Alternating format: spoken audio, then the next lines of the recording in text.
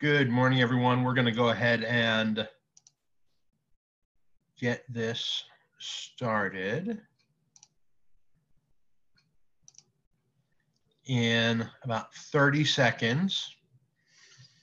So hopefully everyone can see my screen. And I'm going to go ahead and open the chat as well. Boom. So I know it says under my name, Bettina Sestoke, and as you can see, I am not the lovely Bettina.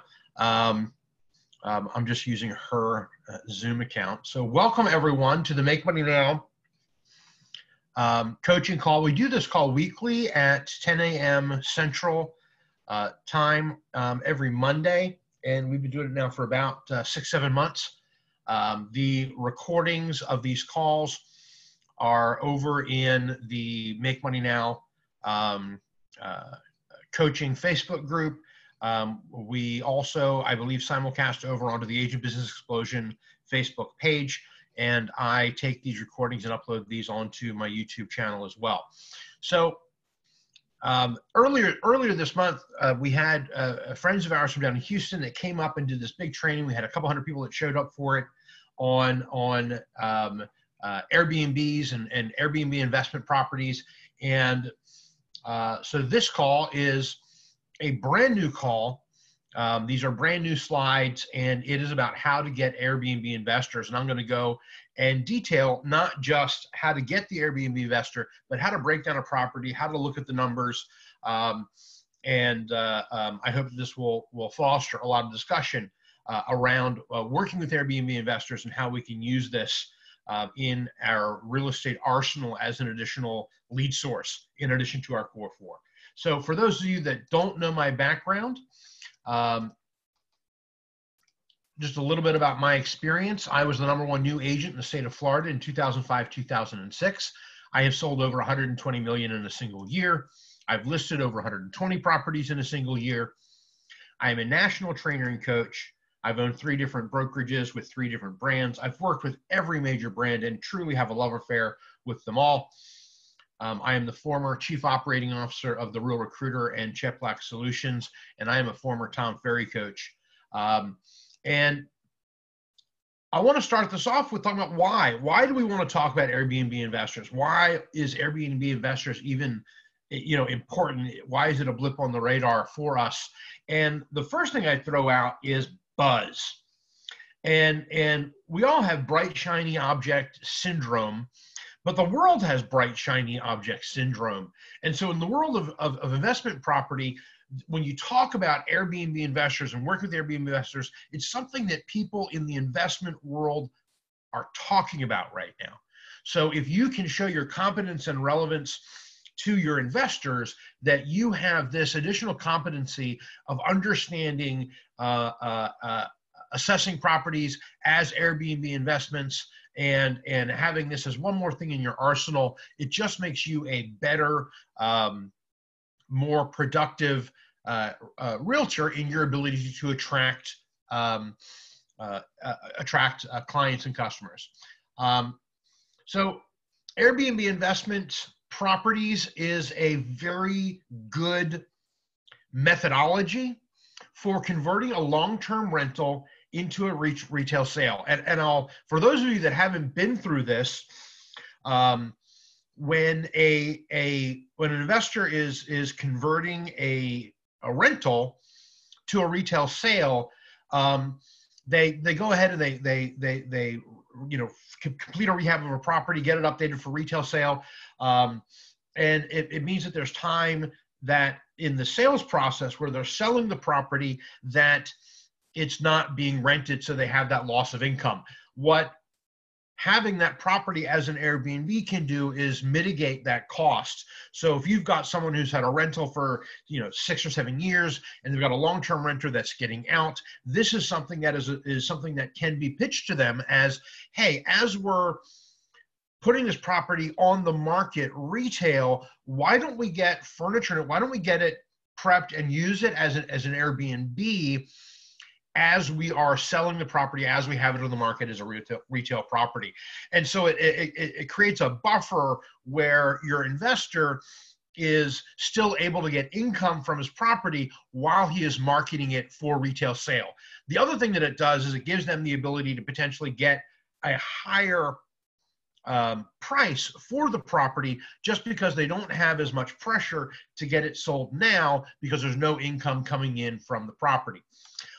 So definitely, as you have investors that are converting either a property portfolio or individual properties to retail sale properties, this is a good bridging strategy for them. And understanding how to talk to them about this is an essential part of you being able to bring your skill set to your real estate investors. Next, and I think this is one of the most important ones for me, is that properties that don't meet standard criteria for a traditional buy and hold investor, and also the flip side of that is properties that don't necessarily make as much sense for a retail buyer as it might mean for an Airbnb. And I'll give you some examples of this, but there are a couple of properties that I've been involved in over the past couple of months. One was a great property out in Irving that one of the agents that I work with, Dana Walker, had, that had just this amazing view of downtown Dallas from Irving. And it wasn't, great as a retail sale, but I saw it had great potential as being a great Airbnb because of view and that back porch and that environment was something that people, I believe, would be willing to pay for. The same is true with my buddy Robert's property over in Preston Hollow on Claim. That was definitely underpriced and undervalued, but it didn't go. It actually is pending now. It is under contract. But being able to pitch it as a potential Airbnb opened the property up to more buyers and more people that we could talk to about the potential of the property. So next, and this one is big, as there's the potential for much higher rent. Now, let me say something about this. Anytime you have a potential to make a lot more money, it means you have a potential for a lot more risk. So as you're talking to your investors about this, you're the one who is guiding them about their risk. So the more you know and the more you understand, the better it is for your investor. And for those of you that are on this call that are real estate agents and also real estate investors, any of us who have read what I believe is the seminal book in real estate is Gary Keller's Millionaire Real Estate Agent. He talks about building an investment portfolio of investment properties. And if any of you are following this methodology, I believe that integrating into that Airbnb properties is essential for long-term viability of an investment portfolio. So know your numbers and do lots of research. This is not a quick fix. This is not something that's easy. I probably spent 4 or 5 hours yesterday just in preparing these slides and in doing research on some of these individual properties. And I'll show you some of the things that I did and how I did them. But do lots of research. Be constantly questioning, well, how does this work? Well, how do I do that? Well, how do I do this? Talk to existing Airbnb hosts. So as you're in Airbnb and playing around in Airbnb, I would strongly suggest talking to these hosts. Now, we can do this. Now, you can't pick up the phone and call them, but what you can do is you can message them within Airbnb and ask them questions. And my experience has been most of them are very willing to be helpful. And they have a very a great spirit of collaboration within the Airbnb community. Take the Airbnb training. So if you have not been on Karen and Shotgun Cook's Airbnb training and you're an EXP agent, go into the cloud and do their training. If you are not an EXP agent but would like access to their training, just let me know. I can get you a guest pass to our cloud-based office so that you can go in and participate in that training. And also we have it recorded from the one that they did here in Dallas just in early October, and that is recorded up on the Agent Business Explosion Facebook page. And if you can't find it or you're not sure where it is, reach out to me and I can definitely help you find it. But take that Airbnb trading, wrap your head around this and really get to know this if this is something that you're going to be using as a niche lead source within your real estate business. Understand your angles. And I'll throw this out to you is I became a real estate agent from being an investor. So this was something that was easy for me because I understood my angles before I became a realtor. If you are a realtor who has never been a real estate investor, become a real estate investor. That's number one, because you're going to learn things that are invaluable. You're going to understand how to look at a property and understand, what is the work that needs to be done? How is that work going to be done? What's the difference between getting a retail crew or a wholesale crew doing that work? These are things that you still need to know working with an Airbnb. Just it's nuanced and it's a little bit different, but you need to know your angles. And also, Airbnb is a lot more than just Airbnb. Airbnb is one portal for short-term vacation rentals or short-term rentals. There are lots of other sites. There's VRBO, there's Staycation, there's so many more. And what I would strongly suggest is for you to really do your research. There are a lot of forums out there, for those of you who don't know. Back in the day, before we had the World Wide Web, we still had the internet, and we had what were called bulletin boards and forums. And so we would talk about things in forums. Reddit is a good example of the modern version of that.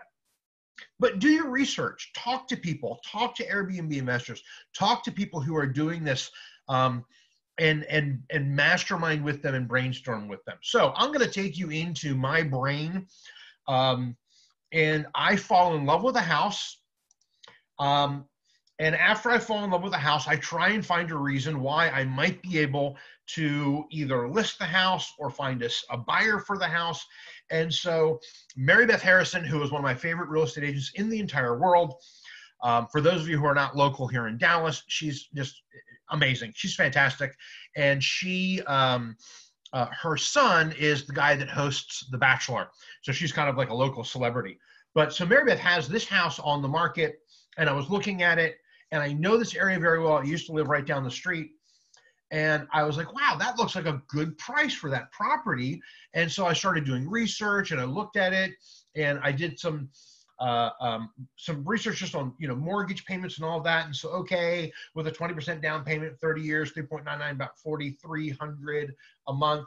Our principal and interest is $2,900, insurance about $162, property tax about $1,100 a month. And these are just rough numbers. But I looked at this and said, okay, so I'm going to need to cover about $4,500 a month if I was going to, have this as a rental property. She also has it listed for rent at $4,700. Okay, my numbers make sense. I affirmed that to myself. So let me see how this would look in Airbnb world. And so I went into Airbnb, and I went to try and see, okay, where is it, and what is some of the competition, and this is a 4-bedroom house, and so just doing a little bit of research, and I found some property. This house is actually located right here in the Circle, the one that I found. And for those of you that aren't familiar with the Dallas-Fort Worth area, Swiss Avenue is probably the most famous, or one of the top 3 most famous streets in Dallas for old, luxurious mansions. And this definitely fits in that category. And when I went and I did my research about the property itself, the price per square foot is good at that $765. And I'll talk about that more in a minute. But so as I'm looking at this, I want to find a couple of houses that are similar to this house, see what they're renting for, see how they're renting, etc. And so the first one is This is down the street, also on Swiss Avenue. It is a lot smaller, 1,500 square foot smaller. And I see that it's out here at $230 per night. I go ahead and I look at it, and it is booked all through the rest of November, all of December except for a few days. It's also booked into January at $230 a night. There's no difference in the pricing based upon how far out you're doing your reservation, and they're not doing anything different when it comes to weekend pricing.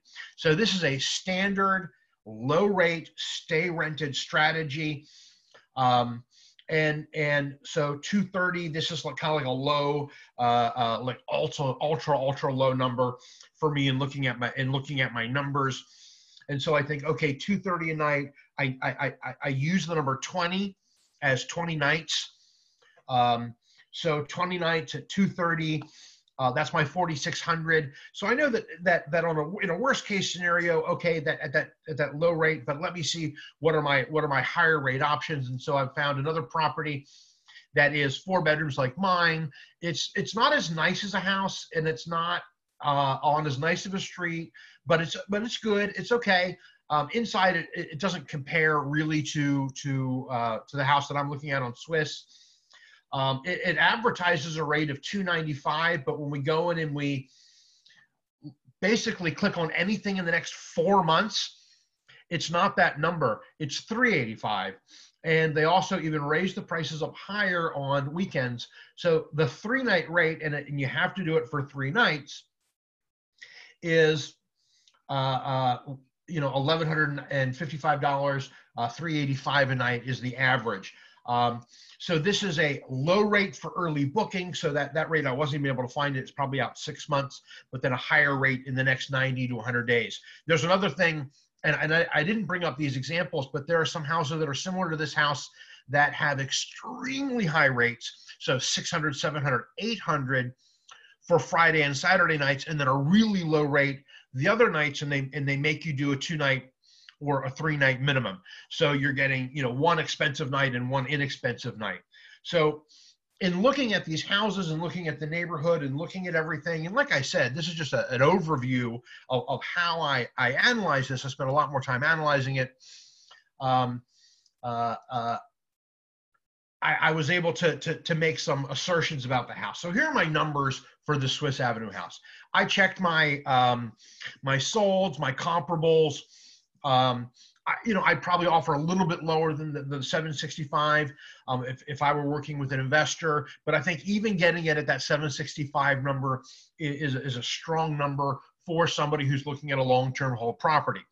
So if somebody's looking at holding it for 7 to 10 years, and they're gonna pay their mortgage down a little bit over that time, but ultimately they're going to make their money on their appreciation, and they want to be able to cover their mortgage in the meantime. The typical long-term hold strategy, properly managed, I think that it can average for 20 days at $300 a night.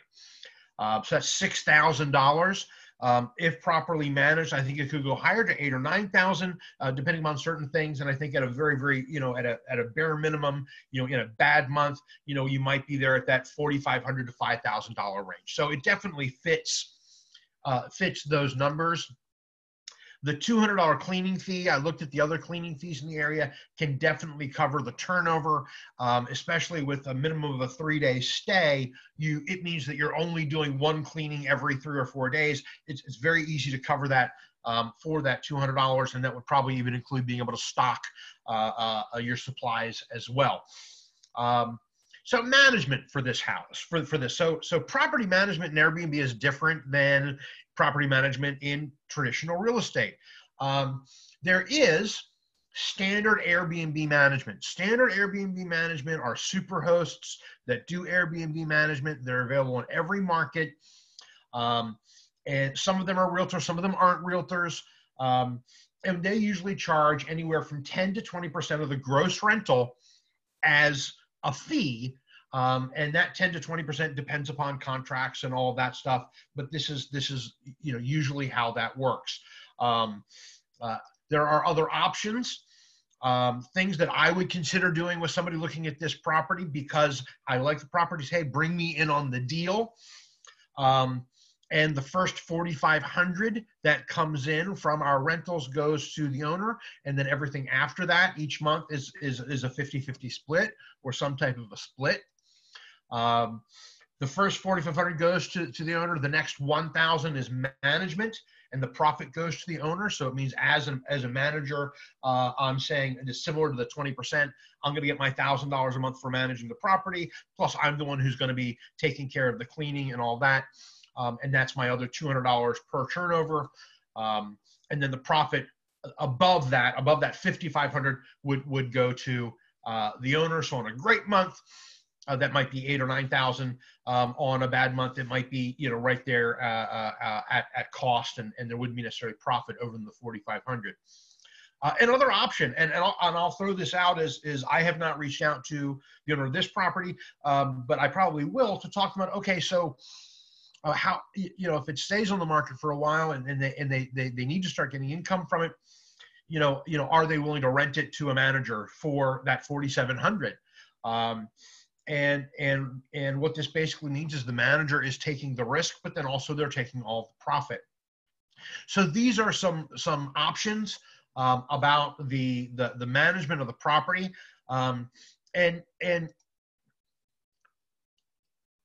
that is all well and good. My ability to do the research, my ability to articulate how this works is important, and that will take time. But ultimately, this is a lead gen source for me. So if I am not effectively using this to generate leads, then there's no sense in doing any of the research. So I found this. I've got like 3 or 4 houses that I've looked at. A couple of them, like I said, are already off the market, or somebody's already picked up. This is one that I'm hot on right now, just because I love the neighborhood, and being able to get a house like that for about $750,000 in that neighborhood, I believe is a great deal long term. So how am I going to find some of these Airbnb investors? And this is some verbiage that I would recommend. This is a great text message that you can text to your sphere.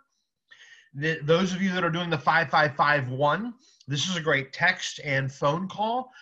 For those of you that are calling your sphere using the 5551, I'm helping real estate investors diversify into Airbnb rentals.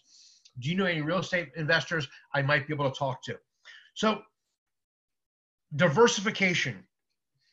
Most of us understand diversification when we think about like stock or our entire investment portfolio. But one of the things about real estate investing is that investment properties aren't necessarily that liquid. So if you've got some that are long-term rentals, if you have some that are short-term rentals, Airbnb rentals, it means that they're more liquid. I can put an Airbnb rental on the market today and be able to manage it as an Airbnb rental while having it marketed retail for sale. So it just means I'm a little bit more liquid. I don't have to wait until a lease is over or until tenants get out in order to be able to retail market a property. So that's what I mean by diversification into Airbnb rentals. And this is a great dialogue for you to use in order to find an investor to work with. Now, creating an investor, I believe that it is my job as a real estate professional to help the people that I know and love become real estate investors, because I believe that this is an essential part of building and protecting wealth long term. So usually when I have first-time home buyers, I have somebody new that's getting into a property, I begin the process then of talking about, okay, now let's start looking for, in the next couple of years, your first rental property. And any of you that know people that are in their 30s or early 40s that already have a bunch of rental properties, they probably have a little bit of a higher net worth than those that don't and just have a salary position. So create an investor. So the did you know call. Did you know that the #1 way Americans create wealth is through real estate? Have you ever considered becoming a real estate investor? Oh, and are you familiar with Airbnb? Again, buzzword. Um, this is just going to open up a conversation about talking to them about being an Airbnb investor. And I'll throw this out to you. So every home is a potential Airbnb. Doesn't mean it's a potential great Airbnb, but it's a potential Airbnb. When you have two homes and you Airbnb them, and if you're young and millennial and you don't have 12 children and 75 dogs, you might have the flexibility to have a condo downtown that you're using as an Airbnb property, and your single family home in Garland or Richardson, and you're using them both as Airbnb rentals and staying in the other one when one is rented. And so this is something that almost everybody can, when we think about leverage, and can wrap their heads around as they begin going down this path. Next, Facebook leads. So I believe that when we're doing niche marketing, Facebook leads and online leads are extremely effective. I don't like just going after online leads or Facebook leads if I don't have some type of a niche, if I don't have something specific that I'm working. So those of you that have done my new construction lead generation classes know how I do that with Facebook. Sorry, taking a sip of my coffee. So this is a similar type of a lead gen strategy. What I'm going to do is I am going to, within my KV Core website, for those of you that aren't with EXP yet, we have access to what's called KV Core. I'm sure you have something similar that gives you the ability to do single property websites with lead capture. So I'm going to create my KV Core page, or you're going to create on your website this page. And so here I have a lead capture mechanism around this listing. I would suggest that you reach out to that listing agent if it's not your listing, and just say, hey, do you mind if I help promote your property? I'm going to do some, lead gen around it. Is that okay? And talk to them first, which is what I did with my friend Mary Beth, to make sure that it was cool with her for me to do some marketing, and she was fine. And so I just took that and did my my KV Core page, and then my link to the KV Core page is here in this post. So this post for me is one that I want to use to generate some interest in Airbnb investors. And so what I've done is I created this post on my business page, on my Dreamweaver business page, for a specific reason, and that is so I could do paid advertising if I so choose. So the first thing I'm going to do, I'm going to create my Facebook post on my business page. I like emojis. I like asking questions. And I like saying things that make it look like, especially when it is, that this is something that is new and innovative. So not your grandma's investment strategy. And then I hashtag Airbnb Investor. So the reason why I hashtag Airbnb Investor is I'm going to be doing a number of these, and I want to be able to go back and find them and see them and track them. So that's why I'm using that hashtag for my own personal ability to track. So I'm going to share this over to my profile, which then gives access to my Facebook page to the 5,000 people that are on my profile. I'm also going to share this into investor groups. So I shared this into 5 or 6 different investor groups here in the Dallas-Fort Worth area. I joined a few investor groups in Florida and California, and I'll share this over into those investment groups. And there are some of you who are masters at this, Travis and others, Slavek and Jeff at how to generate. You guys know this a lot better than I do. I'm doing that a little bit, and I might get something from that, but ultimately what I'm going to be doing is I'm sharing this in messengers to investors that I know, to open up the dialogue and the conversation of talking about Airbnb investors.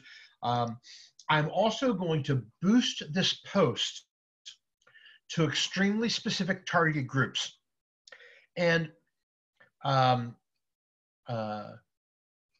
if you want help in targeting, I can help you with that. But ultimately, I want to go after, real estate investors in specific geographies, like in California, in Michigan, in Florida, that might be looking at doing investment properties here.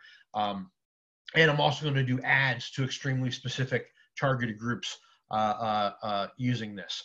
I'll get you back some results. If you want to do some ads as well or some boosting as well, let me know, and we can brainstorm and help each other out.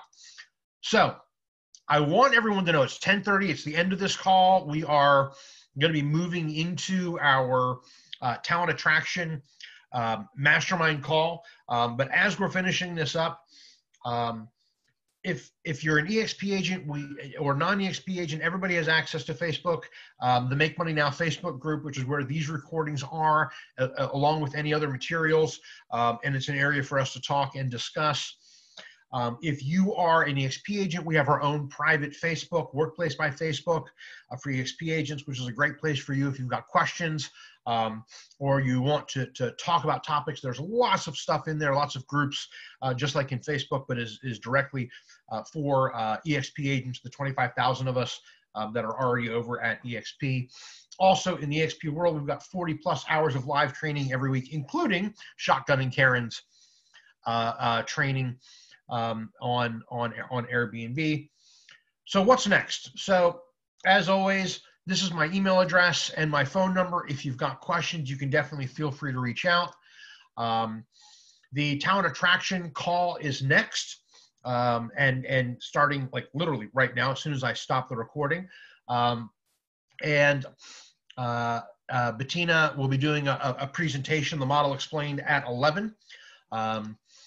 We have 2 trainings live here in the DFW area this week on Thursday, both in Allen and in Las Colinas, from 9:30 to 11:30.